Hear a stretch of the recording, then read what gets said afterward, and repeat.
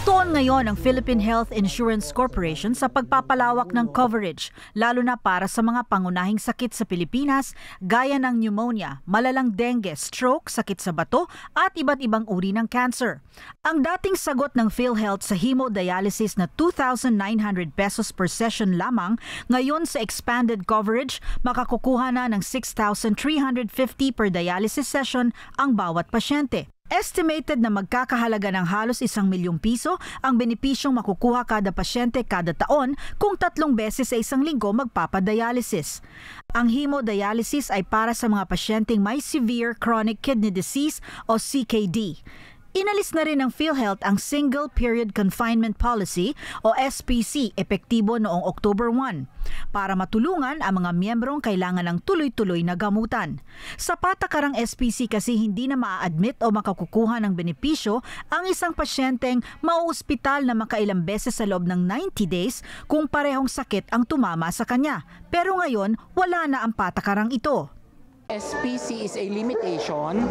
So, nung tinanggal natin, that would actually align with the law under the universal healthcare. Talagang quality ang service na ibinibigay sa ating mga miyembro, sumusunod sa treatment protocols and guidelines para kasi kung hindi, kung mayat maya ang readmission for the same illness, tatanungin din natin, bakit paulit-ulit? Meron bang pagkakamali? Or meron bang hindi na ibibigay na serbisyo? So, i-check din natin yon.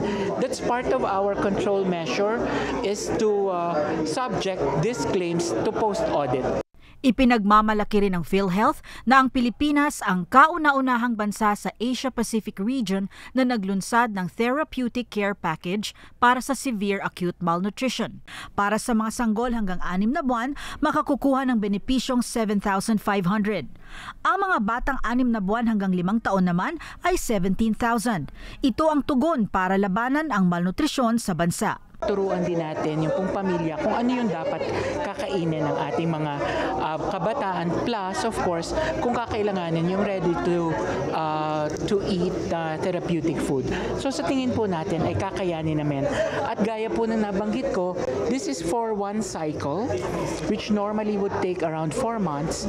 And then kung hindi pa siya nag-i-improve, pwedeng i-enroll ulit for another cycle. Another 17,000? Yes, another 17,000 or 7,500.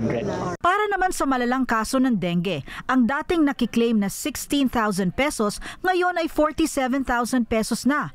Kasabay ng pagpapalawak ng serbisyo, gumagamit na rin ang PhilHealth ng teknolohiya sa tulong ng DICT para mapabuti ang kanilang serbisyo.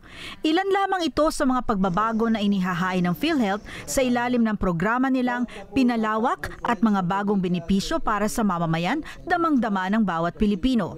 Sinagot din ng PhilHealth ang mga katanungan ng media tungkol sa mga hindi nakiklaim o mabagal o pahirapang pagkiklaim ng mga benepisyo ng mga miyembro nito. Para sa Agenda, Pierre Pastor, BNC.